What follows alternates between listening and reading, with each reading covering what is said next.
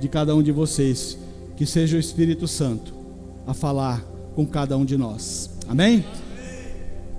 Nós estamos falando então daquilo que nos enche, da presença gloriosa manifesta no Espírito Santo, que traz algo sublime nos nossos corações, que nos fortalece, que nos potencializa. Você que passou pelo face a face, quando voltou do face a face, chapado no Espírito Santo, hoje as mulheres vão chegar aqui, pode esperar, os maridos não vão receber as mesmas mulheres, garanto que não encontrarão as mesmas mulheres. Mas a grande questão e o grande desafio é que tudo aquilo que nós, pela nossa busca, porque é pela nossa busca, pelo nosso desejo, buscamos no Espírito Santo, nem sempre fica retido, nem sempre é algo que nós percebemos que se tornou aquilo que definitivamente tomou conta de nós, nos dominou e se assenhorou de nossas vidas. Eu falei de manhã, usei a analogia do pneu do carro que está furado, mas eu vou usar o soccer hoje, agora nessa ministração. Quinta-feira tem soccer, viu, homens? Os rapazes às 7h30 se unem para bater bola, mas tem palavra do Senhor, ali estão sendo ministrados em vidas, você está convidado. Mas imagina, os homens vão jogar na quinta-feira e de repente a bola está murcha. Como é que você joga com uma bola murcha? Não dá certo. Ela precisa estar cheia. Mas se ela tiver um vazamento, adianta alguma coisa? Eu vi a última vez que eu fui, tinha lá a bomba, né, para calibrar. Aí tá vazando, vamos lá, calibra. Igual o meu colchão no meu face a face. Quem lembra do meu colchão que estava furado, né? Madrugada, eu bombando lá, porque era um colchão de ar com furo. Eu não tapei o furo. A cada 2 horas eu tinha que encher o Benedetto do colchão, né? Porque ele não conseguia reter. E é desconfortável, não é o ideal. Um carro com o pneu furado, você vai no borracheiro para tapar o buraco. A bola de futebol que está esvaziando precisa ser consertada, porque senão vai ficar atrapalhando a dinâmica do jogo, atrapalha a sua viagem, atrapalhou a minha noite de sono, porque o colchão estava furado. Na vida espiritual, no seu relacionamento com Deus, não ser cheio, não reter a plenitude do Espírito, conforme nos é oferecido como propósito de Deus, tem a mesma consequência. Muito bom é estar cheio do Espírito Santo, muito bom é ser dominado pelo Espírito Santo, mas queremos entender porque nós não conseguimos reter essa presença, porque muitas vezes vivemos numa oscilação espiritual. Por isso que a palavra de Deus hoje tem como tema: pare os vazamentos. Como parar os vazamentos de santidade na sua vida? Porque quando está vazando o pneu do carro, a gente se preocupa. Quando tem vazamento na hidráulica de casa, nós nos preocupamos. Mas quando tem vazamento da presença do Espírito Santo na nossa vida, nem sempre nós damos conta. Nem sempre é algo que nós atribuímos um valor, um interesse relevante, quando na verdade é isso que Deus quer. É isso que Deus tem como propósito para mim e para você. Eu vou ler um texto no profeta Ezequiel, Deus falando: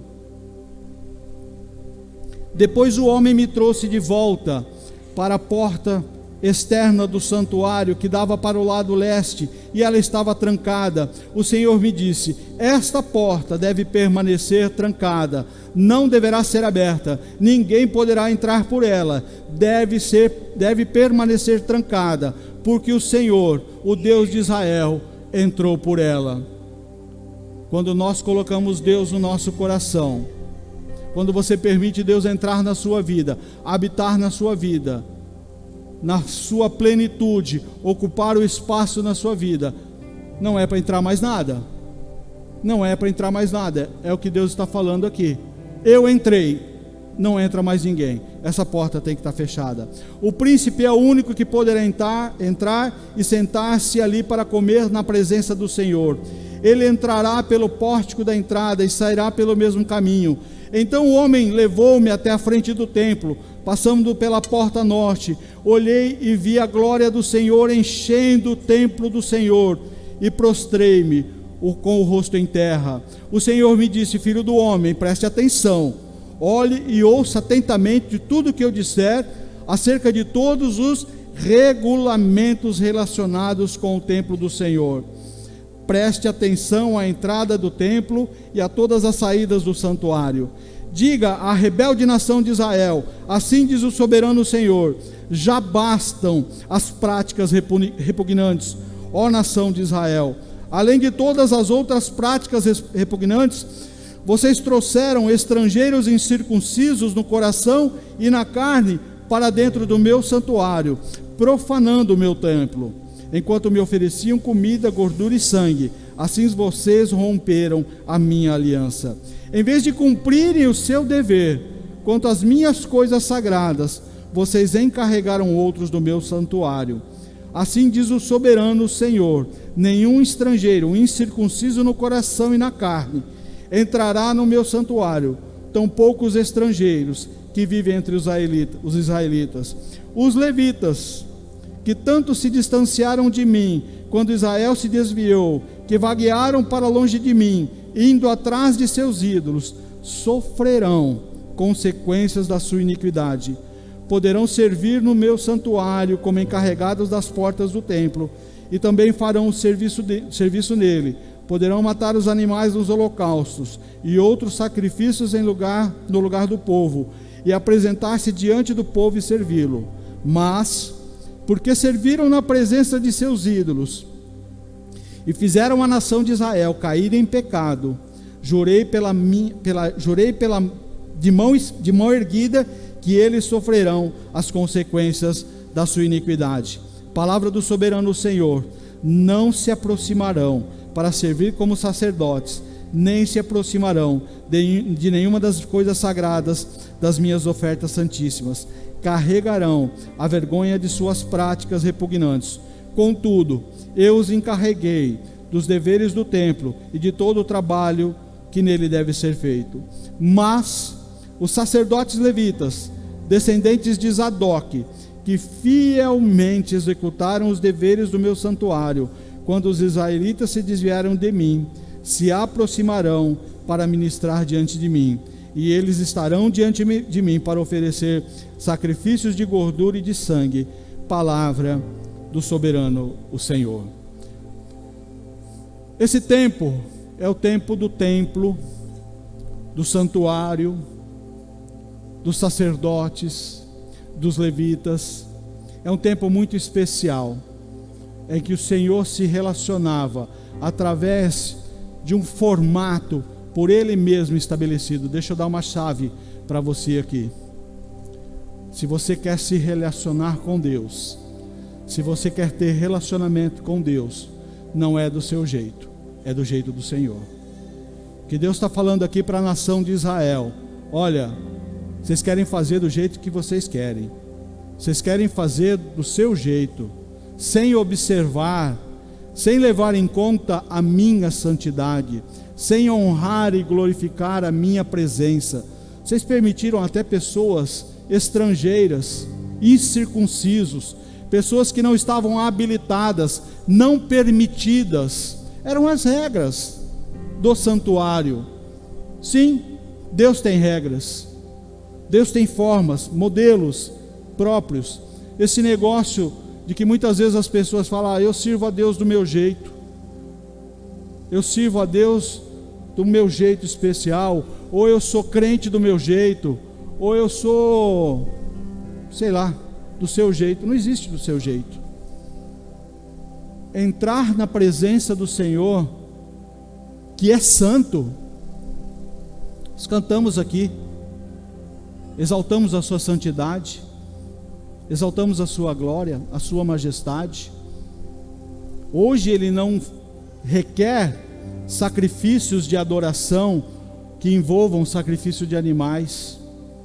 Hoje não existe sequer o santuário a que se refere esse texto, mas o Deus é o mesmo. Esse Deus não mudou. Então, se queremos vivenciar a sua presença, ou se queremos adorá-lo na sua santidade, exaltar a sua santidade, sim, porque Ele é santo, tem o jeito certo, e é sempre o jeito dele, viu? Não é do seu jeito, não é do meu jeito, é do jeito do Senhor, não é de qualquer jeito. E é por conta disso, por conta de muitas vezes não levarmos em conta que mesmo nesses tempos, mesmo nesses dias, Deus não mudou. A sociedade passou por mudanças tremendas, tremendas. Se chamamos de evolução ou não evolução, mas é fato que houve mudanças tremendas na sociedade. Mudanças que hoje nós muitas vezes ficamos assustados com a rapidez como as coisas mudam, como a tecnologia avança a cada ano. Eu sou do tempo da Barça, gente. Eu estudava, eu tinha uma Barça. Você nem sabe o que é uma Barça, né? Tá todo mundo assim, né? Só os da minha geração sabem o que é uma Barça. A Barça era o Google da minha época. Era o que tinha para pesquisa. E olha, quem tinha uma Barça mandava e desmandava nos grupos de trabalho, viu? Na maioria das vezes eu entrava com o conteúdo, dava acesso e falava, bota meu nome aí. Não quero nem saber, bota meu nome aí, senão não traga minha Barça. E hoje, seu celular, você pesquisa qualquer assunto, você pesquisa, você tem a informação dinâmica, instantânea na sua mão. Houve muitas mudanças na sociedade. Se elas foram melhores ou não no que tange às questões sociais, às questões morais, é uma reflexão que cabe uma análise individual, mas até à luz da própria palavra de Deus. Mas uma coisa eu posso garantir para você, categoricamente, definitivamente, seja a mudança que for que aconteceu, mudança inclusive na própria nação de Israel, que hoje não tem mais o ritual dos tempos de Ezequiel, dos tempos dos profetas. Não há o templo, então há mudanças. Eles mudaram inclusive a sua forma de adorar a Deus. Muita coisa mudou. Deus não mudou. Ele continua sendo santo. Ele continua sendo santo. E para o adorar, nós temos que entender que a dimensão é muito maior do que um tempo de liturgia, um tempo de celebração, um culto de domingo que começa às 18, termina às 20 horas, e isso é o suficiente. Isso é o que Deus espera de nossas vidas como adoradores. O nosso entendimento deve transcender, ultrapassar essa expectativa que nós criamos, de acharmos que isso é o suficiente, que é isso que Deus, na verdade, espera de mim e de você, que Ele se alegra, porque eu e você nos dispomos, como se isso fosse algo que eu e você fazemos com o intuito de agradá-lo. Ah não, eu vou ao culto das 18 horas porque Deus vai se agradar. Olha, deixa eu falar uma coisa para você. Se a nossa expectativa de agradar a Deus estivesse condicionada àquilo que fazemos, dava ruim para nós, hein? Dava ruim para nós. Vamos ser realistas? Vamos ser realistas? Nós falamos da santidade de Deus. Há alguém aqui que duvide, não precisa se manifestar, que duvide da santidade de Deus, que no seu entendimento não tenha essa certeza inabalável de que Deus é santo? Eu creio que não, racionalmente não. Então por isso é digno adorá-lo, é digno exaltar o seu nome.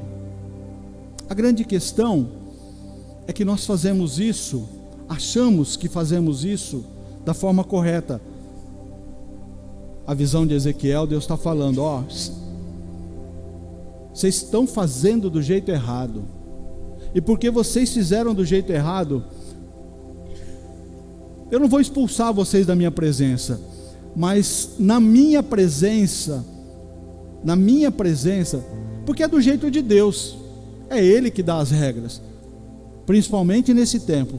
Na minha presença, só a tribo de Zadok, só a família de Zadok, esses fizeram certo, esses continuam entrando na minha presença, os demais ficam na periferia, vão trabalhar, mas desfrutar da minha presença não.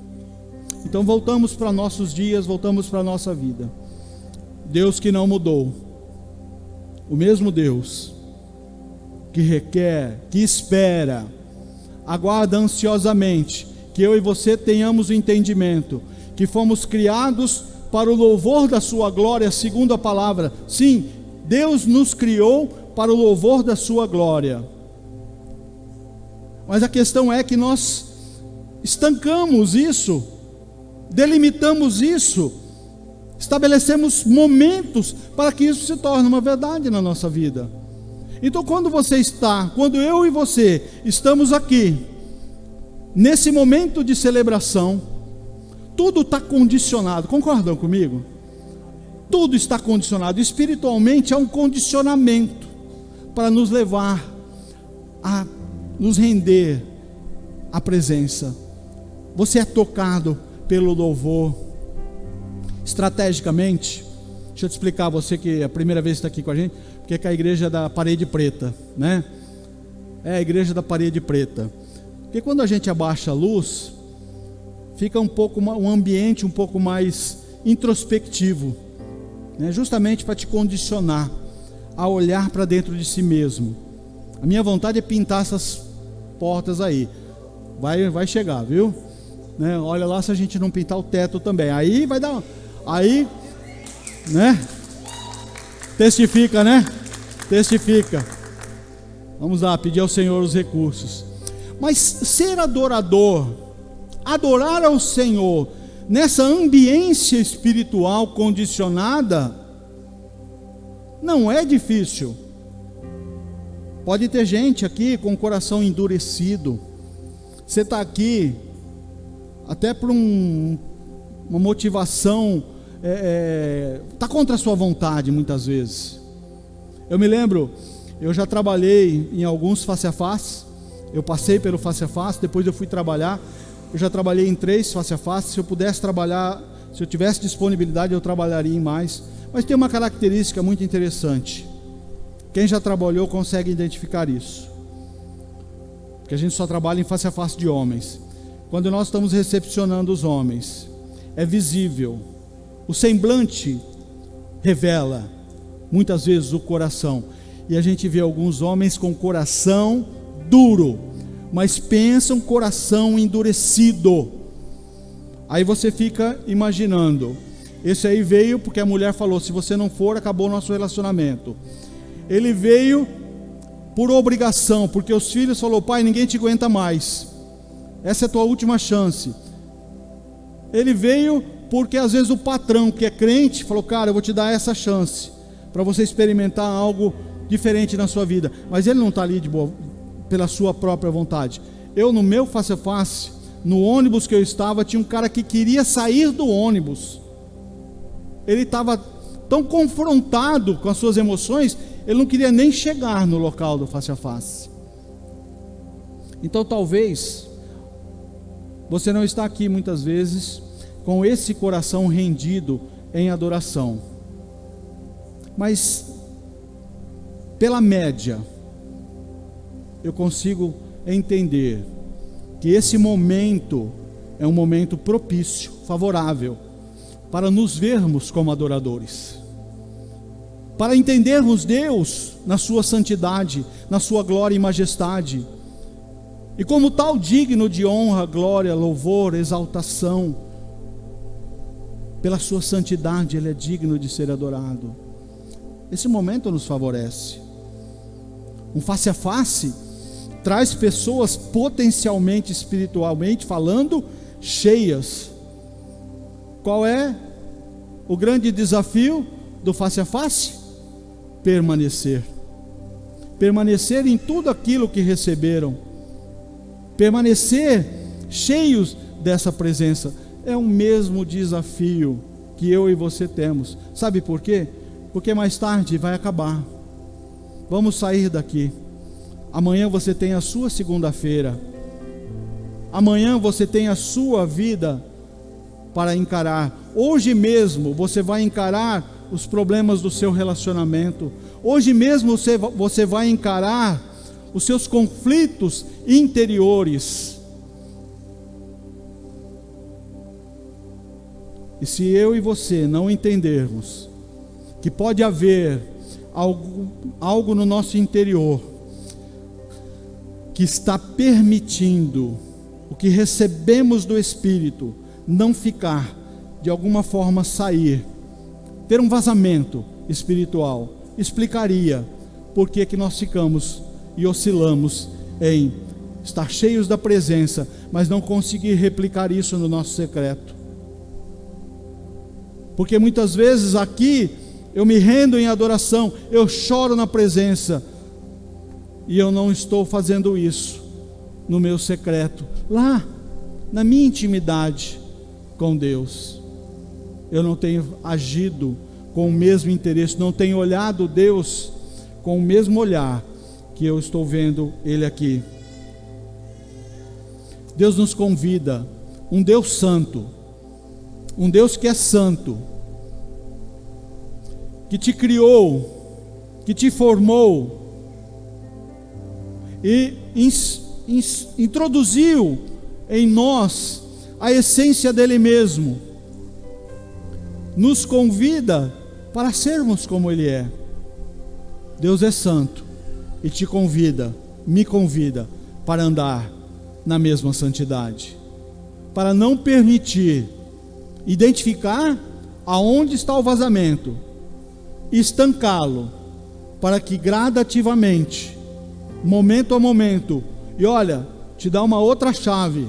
Não pense que você vai ser cheio da presença de Deus, pleno da presença de Deus, vindo aqui nas celebrações calibrar a sua vida espiritual. É a mesma coisa do pneu furado, pneu que tem um furo. Você não vai no borracheiro, você está só recalibrando ele. Você não para ir lá desmontar o pneu, identificar o problema, não é galvanizar,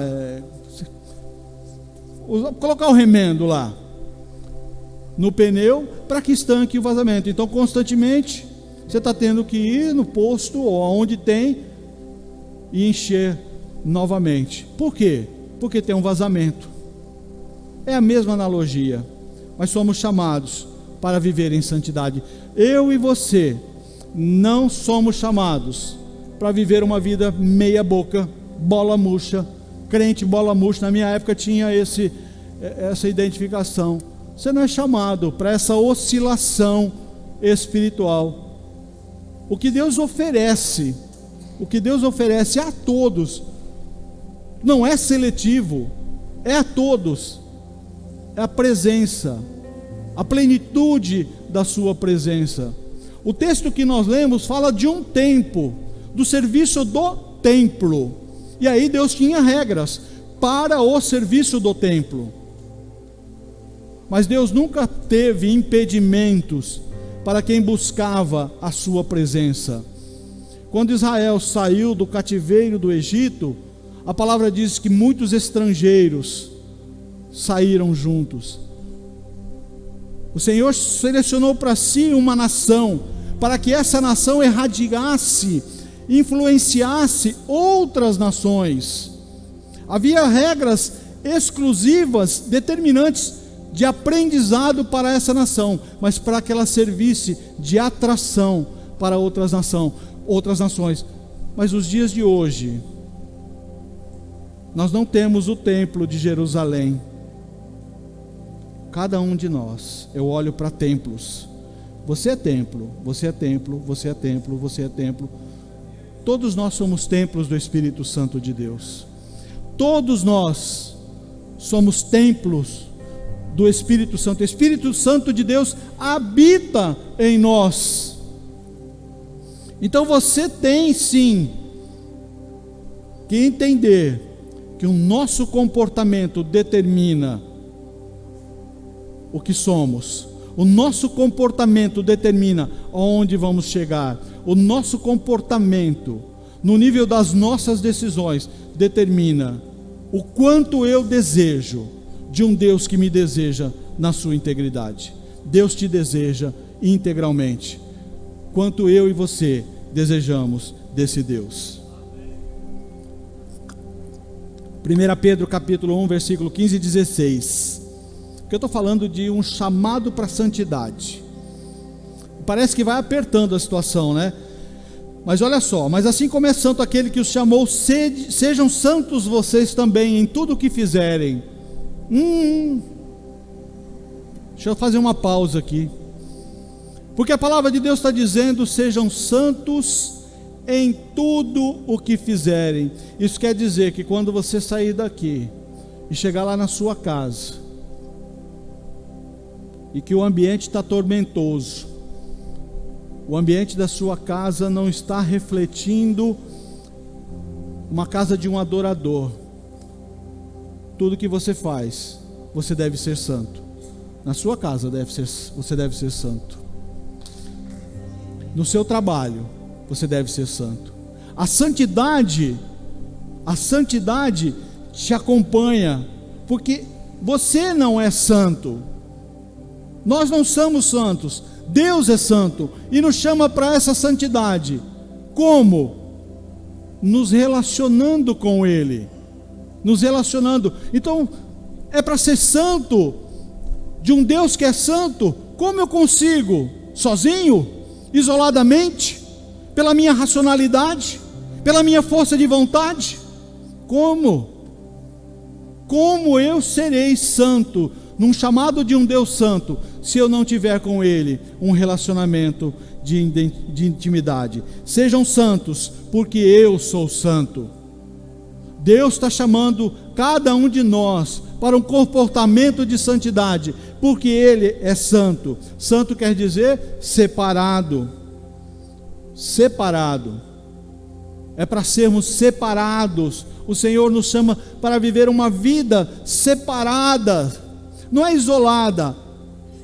Sabe, você não pode entender que você vai viver santidade decidindo o que pode e o que não pode, porque muitas vezes é esse padrão que se estabelece para a igreja. Vivemos na expectativa de que agradamos a Deus por não fazer alguma coisa, ou que agradamos a Deus por fazer alguma coisa. Longe, estamos distantes, porque se entendêssemos, se o nosso coração se convertesse no entendimento de que eu serei santo a partir de um relacionamento de intimidade com Ele, haveria no meu coração o desejo ardente de viver na sua presença. Haveria no meu coração um desejo incontrolável de viver intimidade com Ele. E olha, quanto mais você se aproxima de Deus, quanto mais você se relaciona com Deus, quanto mais você se permite viver em intimidade com Deus, sabe qual é a consequência disso? Você se afasta dos seus pecados. Isso é viver em santidade. Santidade é processo, viu? Santidade é um processo. Deus está chamando para você entrar num ambiente de transformação. Entrar num ambiente de modificações diárias e constantes. Sexta-feira nós ministramos e falamos sobre arrependimento e conversão. Mesmo você que já aceitou Cristo Jesus como seu Salvador, é salvo declaradamente, tem absoluta certeza da sua salvação. Deixa eu reviver aqui uma ministração que nós tivemos aqui no passado. Como é que você tem certeza que é salvo? Como que você atesta, garante que você é salvo? Alguém recebeu um certificado? Você tem um certificado de salvação? Daniel recebeu? Veio um arcanjo e trouxe para você? Mostrou o livro da vida? Uma cópia do livro da vida a alguém? E como é que nós temos a certeza inabalável da nossa salvação? Por quê? Como? Como explicar isso? O Espírito Santo que em nós habita testifica no nosso coração, nos dá essa certeza irremovível de que somos salvos. Olha, então se Deus se relaciona comigo no assunto mais importante da minha vida, que é a salvação, que te dá essa certeza que ninguém pode tirar. Os cristãos do primeiro século morriam ao asseverar, ao garantir, ao assegurar, ao declarar que eram pertencentes a Cristo Jesus, era declarar que era salvo em Cristo Jesus, que viviam sob o padrão de Cristo Jesus, era dali para a morte, mas nada tirava aquilo do coração deles. Então, num assunto que é tão importante, porque diz respeito à sua salvação, que diz respeito à eternidade, Deus se revela, Deus te traz a certeza no seu interior. Aonde que nós vamos imaginar que vamos andar em santidade? Somente observando regras do pode e não pode, que estão localizadas no âmbito do nosso exterior. É aqui, viu? É aqui. Onde está a maior batalha que você enfrenta? Aonde é a maior luta que você enfrenta? A maior luta que eu e você enfrentamos é no âmbito das nossas emoções, dos nossos pensamentos. Então, se você consegue declarar que a salvação lhe é certeza inabalável, porque você a sente, é porque está no âmbito das suas emoções, da sua certeza espiritual. É o mesmo lugar que Deus quer você como adorador. É o mesmo lugar que Deus quer que você se expanda espiritualmente, é no seu interior. Mas e os vazamentos, pastor? E os vazamentos? É aquelas situações que estão fragilizando, são aquelas situações em que nem sempre eu consigo manifestar, traduzir, publicar, testemunhar a glória de Cristo Jesus. Vazamentos. A santificação é possível. Sim, ela é possível, porque ela não está em você, e sim em Deus, que é santo. E se Ele garantiu, se Ele te chamou para uma vida de santidade, é porque ela é possível. Deus não fica brincando com a gente. Deus não fica nos chamando para vivenciar algo que Ele não nos possibilita e nos capacita.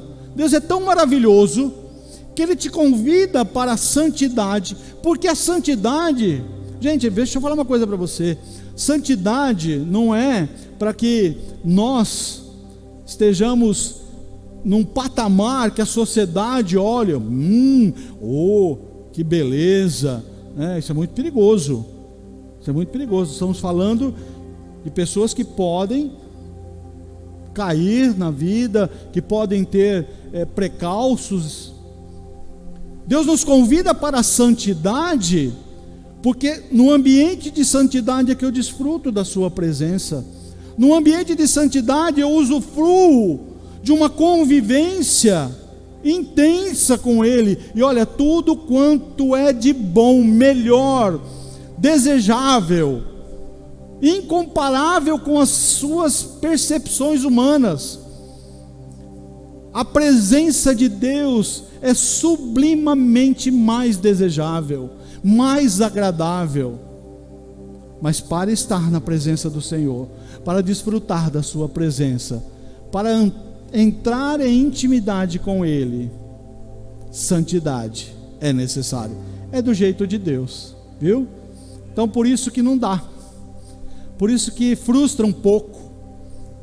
Muitas vezes frustra as pessoas porque querem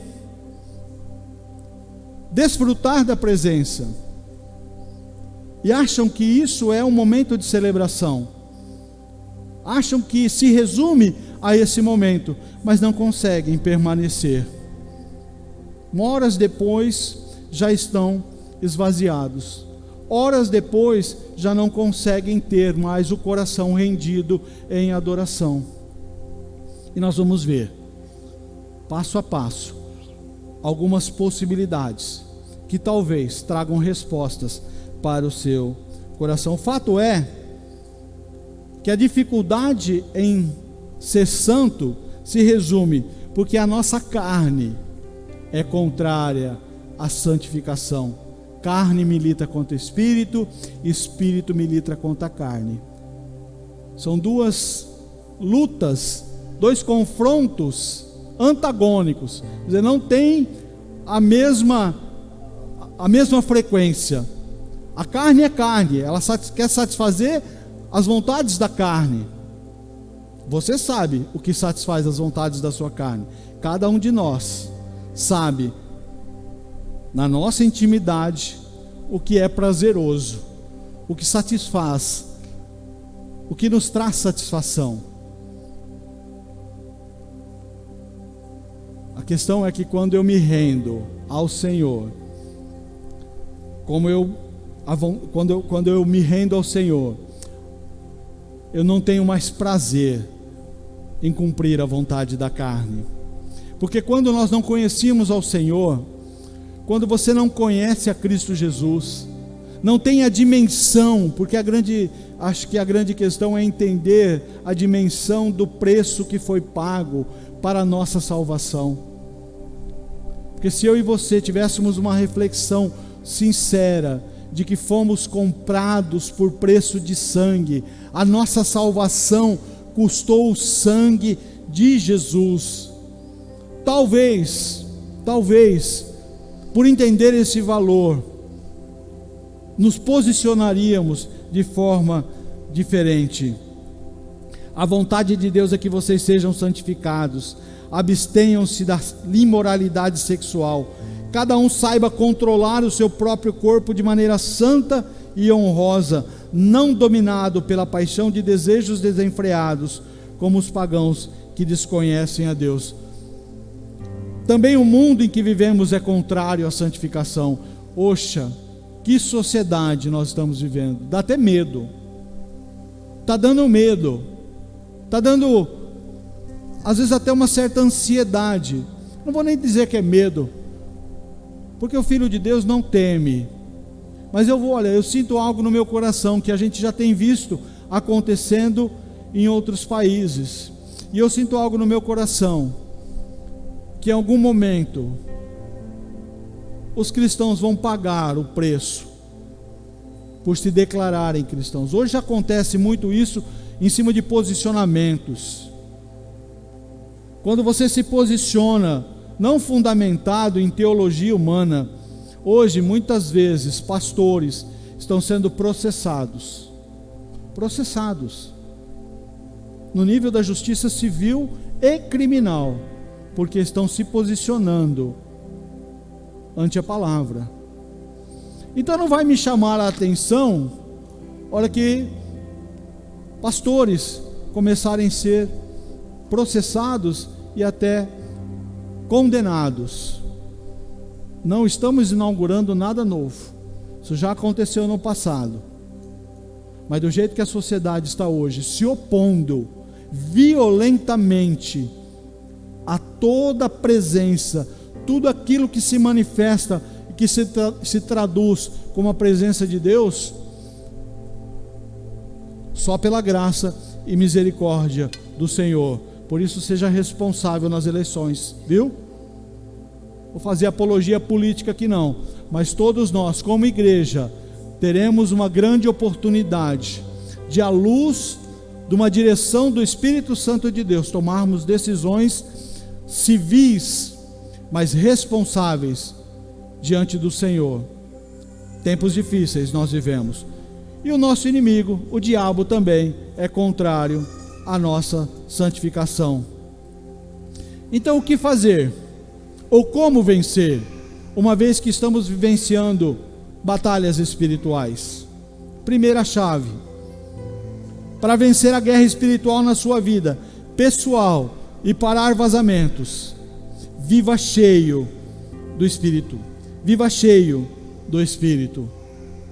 Não se contente com pouco.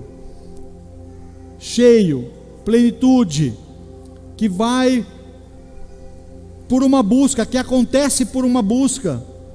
Como ser cheio do Espírito Santo? Se é algo que o próprio Espírito deseja, se é algo que o Senhor propõe à sua igreja, a cada um de nós. Então é possível, é desejável e é necessário sermos cheios do Espírito Santo de Deus. Quando nós nos enchemos do Espírito Santo de Deus, como consequência imediata, nos afastamos de opções, de desejos, nos afastamos da nossa própria carne. Quando você se converteu, quando você aceitou Cristo Jesus, a graça e a misericórdia do Senhor, que se manifestam em Cristo Jesus, trouxeram a salvação para você. Você é salvo, selado pelo Espírito Santo de Deus. O pecado que tanto nos dava prazer, ele não pode mais ser desejável. Aquele que é salvo em Cristo Jesus, aquele que aceitou Cristo Jesus como seu Salvador, ele continua pecando? Sim, acidentalmente ele peca, mas o pecado não pode ser mais prazeroso. Antes ele era prazeroso. Antes você tinha prazer de sentar numa mesa de bar e tomar uma dúzia de cerveja. Te dava prazer aquela cerveja bem gelada. Antes você tinha prazer na pornografia. Antes você tinha prazer na desonestidade. Antes você tinha prazer na maldade. Mas em Cristo Jesus somos novas criaturas.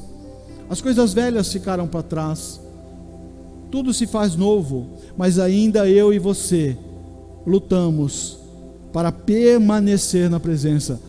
Por isso que a graça capacitadora, a graça do Senhor vem sobre você, disponível para você, para te capacitar dia a dia, momento a momento, para se fortalecer, para rejeitar o pecado, para caminhar em santidade.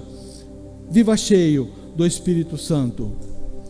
Segunda chave: ande em amor, que o amor seja o maior alvo. 1 Coríntios capítulo 14, versículo 1. Que tudo que vocês fizerem seja feito com amor. Primeiro você ama a Deus, depois você ama todas as demais coisas. 1 João capítulo 4, versículo 8. Aquele que não ama, não conhece a Deus. Por quê? Porque Deus é amor. Então, como ser cheio do Espírito Santo? Como viver na dimensão do Espírito Santo, se eu não consigo amar o meu irmão? Se eu não consigo materializar, traduzir isso em ações concretas, traduzir isso em fatos reais, traduzir isso em ações efetivas de amor a favor dos meus irmãos, a favor das pessoas. Eu amo a Deus, racionalmente falando. Talvez aqui ninguém se manifeste dizendo: eu odeio ao Senhor, eu odeio Deus. Se fôssemos para uma praça pública, um lugar cheio de pessoas, e dessemos a oportunidade, se você fosse a um presídio e procurasse condenado por condenado, homens talvez maldosos, homens que cometeram crimes terríveis, você odeia a Deus? Muito provavelmente nenhum deles diria: eu odeio a Deus. E eu e você, no nosso íntimo, no nosso coração, dizemos: não, eu amo a Deus. Joia. É bom amar o Senhor, e nós amamos a Ele porque Ele nos amou primeiro.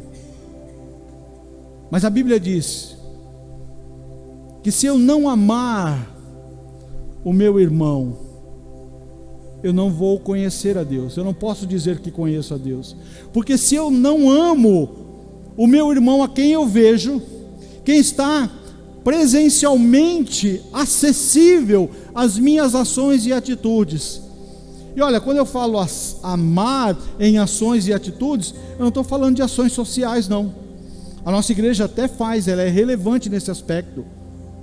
Mensalmente, você que está nos visitando, nós distribuímos por volta de 100 cestas básicas num bairro determinado. Gostaríamos de distribuir muito mais. Está inclusive convidado a procurar o Ministério do Amor e fazer parte dessa ação. Mas manifestar amor não necessariamente se traduz em ações humanas. Coração.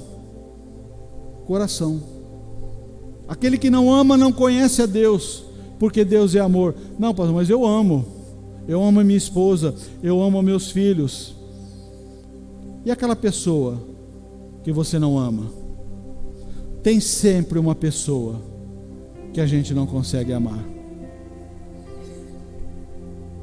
E eu só vou conseguir amar essa pessoa se eu entender a dimensão do amor de Deus que me alcançou.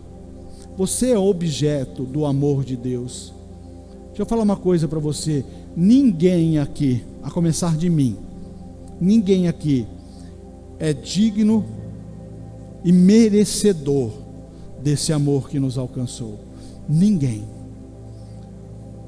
A despeito disso, Deus nos amou de uma forma tão especial e tão intensa, que manifestou isso enviando o seu único filho para morrer no meu e no seu lugar. E você não consegue amar aquela pessoa. Está aí na sua mente.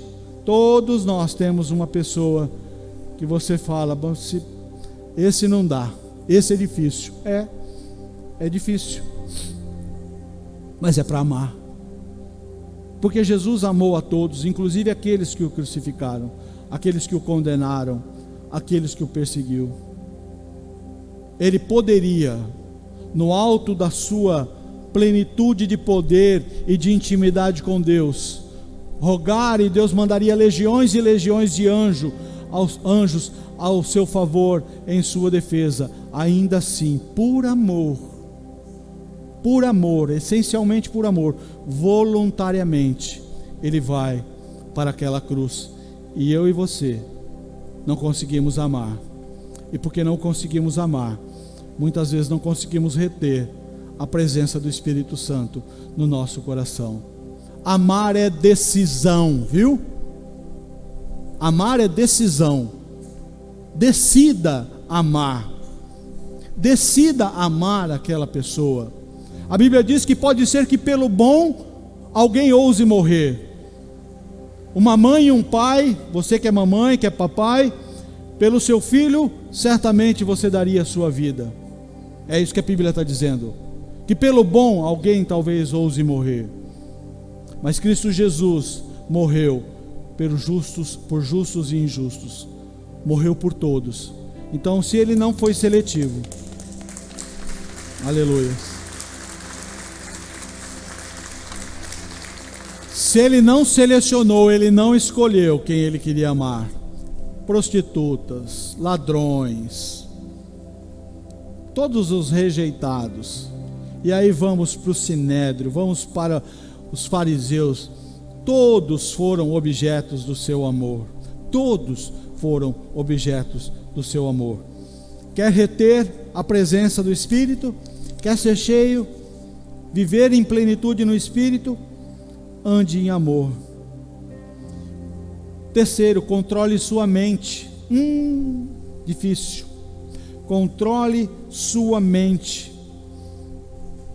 Mas o fruto do Espírito é amor, alegria, paz, paciência, amabilidade, bondade, fidelidade, mansidão, domínio próprio, e contra essas coisas não há lei. No âmbito das nossas emoções, da nossa mente, é onde muitas vezes estamos permitindo o diabo exercer controle ou influência.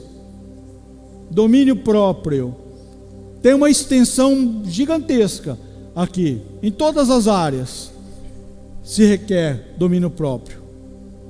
Todas as coisas me são lícitas, diz a palavra.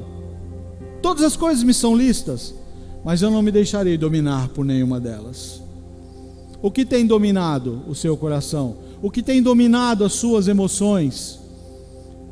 Que você não consegue controlar?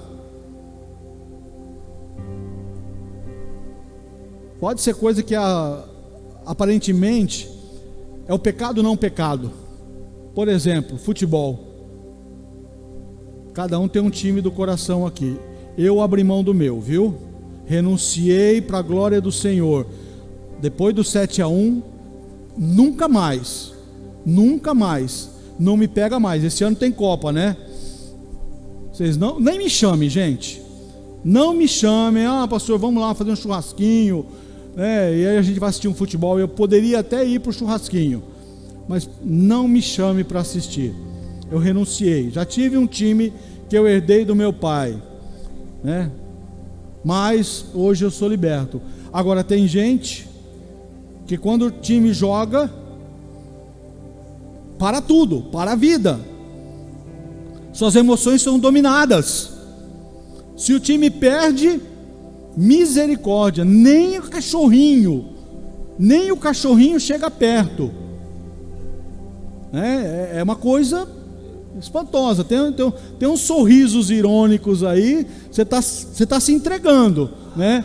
Mas que é bem isso, né? Tem uns que também foram libertos. Cadê o Rogério? Foi liberto, né? Não, o outro Rogério, que era um palmeirense que dava medo. Aqui, ó, já dava medo, tremia. Não sei como é que está hoje. Melhorou, né? Melhorou, mas o Rogério tremia nas suas emoções. Tudo aquilo que domina a nossa mente exerce controle e determina as nossas ações. Viu? Por isso que somos chamados para ter domínio próprio. E olha, deixa eu falar uma coisa aqui. Nós não deixamos de fazer as coisas por medo. Se por medo o homem deixasse de fazer alguma coisa, não haveria crimes. Por quê? Porque temos sentenças expressivas para crimes contra a vida. O cara pega 30, 35 anos. Ainda assim nós temos assassinato. Então não é por medo da condenação. Eu e você não deixamos de praticar o pecado por medo. Porque o medo não é motivação para nada. O medo não nos leva a agir de uma forma construtiva. Sabe o que muda o seu coração? Sabe o que muda o seu comportamento? O amor. O amor. É o amor que faz você mudar.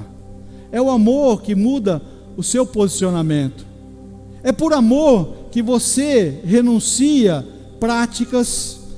É por amor que você se permite ser transformado, porque Deus é amor. E todas as vezes que deixamos o amor de Deus dominar a nossa vida, nos tornamos pessoas diferentes, segundo a sua vontade e segundo o seu propósito. Se você fizer o que é certo, tudo me é permitido, mas nem tudo me convém. Tudo me é permitido, mas não me deixarei que nada me domine, conforme falamos. Agora, muitas vezes nós falamos assim, porque nós estamos falando de controle, né? De domínio próprio. Ah, pastor, mas tem umas tentações aí que não dá. Tem umas tentações aí que quando vem, a carne é fraca. Deixa eu falar, a carne é fraca para fazer as obras do Espírito. A carne, para fazer as obras da carne, ela é potente. Faz facinho. Mas a palavra de Deus nos traz uma validação muito importante, que confronta esse posicionamento. Olha, essa tentação eu não consigo resistir. Quando eu sou tentado nessa área, eu não consigo resistir. Não sobreveio a vocês tentação que não fosse comum aos homens. E Deus é fiel, que não permitirá que vocês sejam tentados além do que possam suportar. Mas quando forem tentados, Ele mesmo providenciará um escape para que possam suportar. Então não tem desculpa, viu? Ah, eu não aguentei, eu caí em tentação. Você caiu porque não observou aquilo que a palavra diz. A tentação não é maior do que a tua capacidade de suportar. E Deus está oferecendo para você.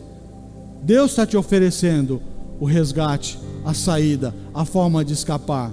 Agora, você não tem conexão com a palavra, você não tem conexão com Deus, você vive uma vida de bola murcha espiritualmente falando, teu pneu espiritual está furado, vem a tentação, cadê força para resistir? Não vai dar, né? Por último, chegaram? Ainda não? Estão a caminho? Amém.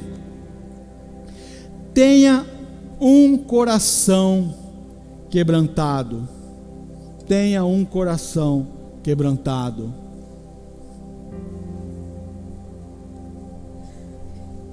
Um coração quebrantado e contrito, segundo a palavra. Um coração quebrantado e contrito, Deus não rejeita. Deus não rejeita. Mas sabe o que Ele se opõe? Sabe o que Deus se opõe? Firmemente, de uma forma incisiva: orgulho. Orgulho, altivez.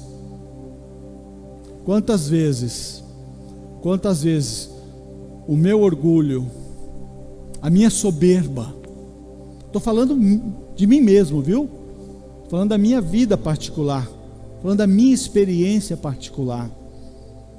Quantas vezes eu agi com arrogância, orgulho e altivez, me fundamentando em situações tão frágeis e transitórias.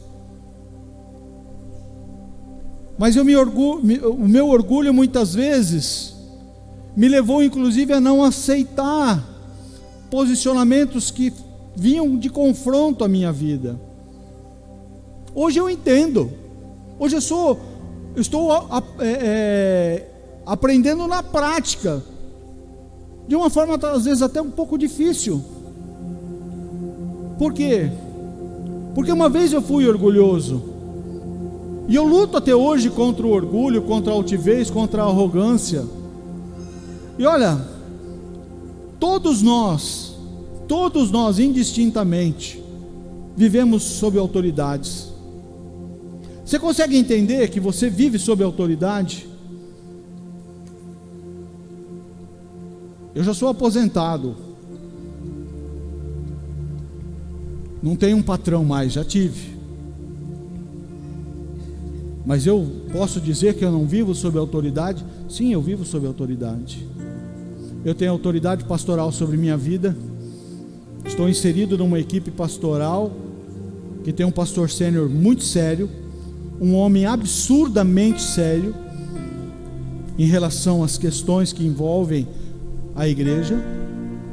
Mas muito mais do que isso, muito mais do que isso,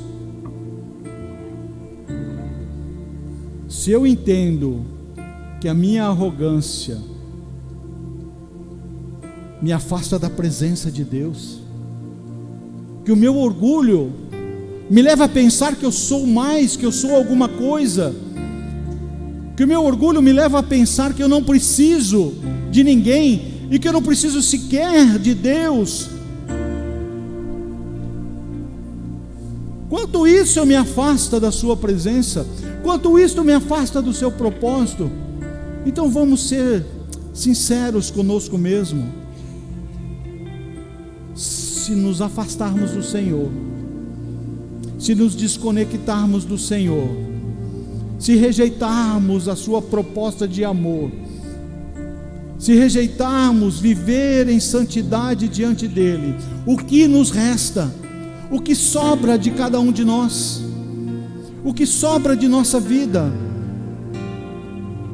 O que estaremos entregando ao Senhor? Porque todos nós viemos para cá às 18 horas, começamos a nossa celebração e louvamos ao Senhor, glorificamos o seu nome, rendemos glórias, honra e exaltamos a sua glória e a sua santidade. Mas se o meu coração não estiver quebrantado diante dessa realidade, Deus é santo, majestoso, puro, verdadeiro, que adoração eu estou entregando ao Senhor? E às vezes você precisa ser confrontado, sabe? Às vezes eu entendi que era o pastor que me confrontava, quando na verdade é a palavra de Deus que me confronta, a palavra de Deus que te confronta. Você sempre será confrontado, a sua carne sempre será confrontada pela palavra. É a palavra que vai te dizer: olha, o seu posicionamento não está certo, o seu posicionamento precisa ser mudado. O Espírito Santo que faz isso.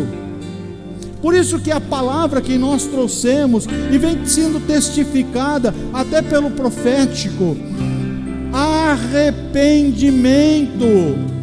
A igreja desses dias, essa igreja, a começar do meu coração, precisa se arrepender e se converter dos seus maus caminhos, para que o Senhor volte a ministrar sua presença, e para que ela seja algo constante e determinante na minha vida. Sem a santificação, ninguém verá o Senhor, sim, diz a palavra.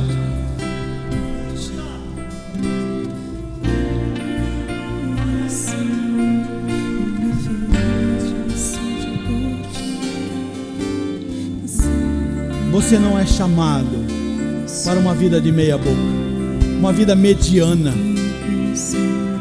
Deus não trouxe você à existência, não enviou seu filho para morrer numa cruz, derramou seu sangue, precioso sangue, para que você viva uma vida flutuante espiritualmente, ora cheio, ora vazio. Não é esse o propósito de Deus. Não foi para isso que Cristo morreu. Eu vim para que tenham vida, e vida abundante. A abundância que o Senhor Jesus oferece, prometeu para você, não tem nada a ver com finanças, tem a ver com plenitude, com presença, tem a ver com viver e andar passo a passo com Ele, com seu Espírito, caminhando para a majestosa glória de Deus. É para isso que você foi chamado, foi para isso que Cristo morreu. Quero te convidar agora, curva a sua cabeça, curva a sua cabeça.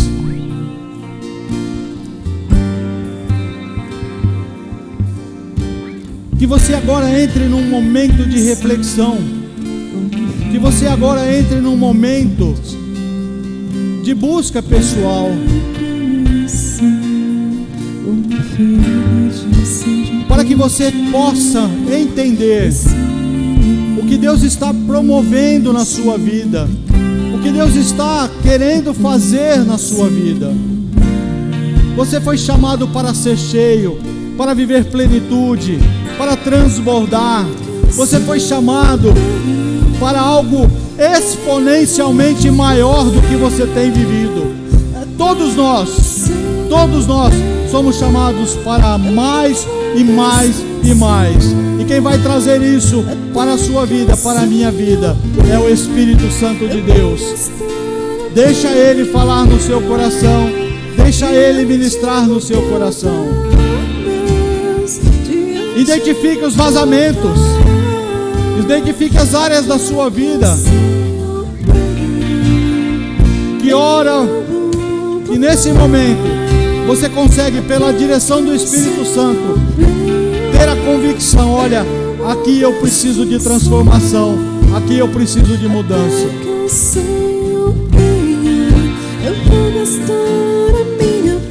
Querido Deus, Santo Eterno Pai, nós louvamos o Teu nome. Obrigado, Senhor, porque nos trouxe nessa noite a Tua santa presença, para em adoração sincera sermos transformados pelo poder do nome de Jesus e pela presença do Espírito Santo. Querido Deus, muito obrigado, porque sempre temos a oportunidade de nos alinhar, de nos reposicionar. Sempre temos a oportunidade de sermos transformados em arrependimento sincero.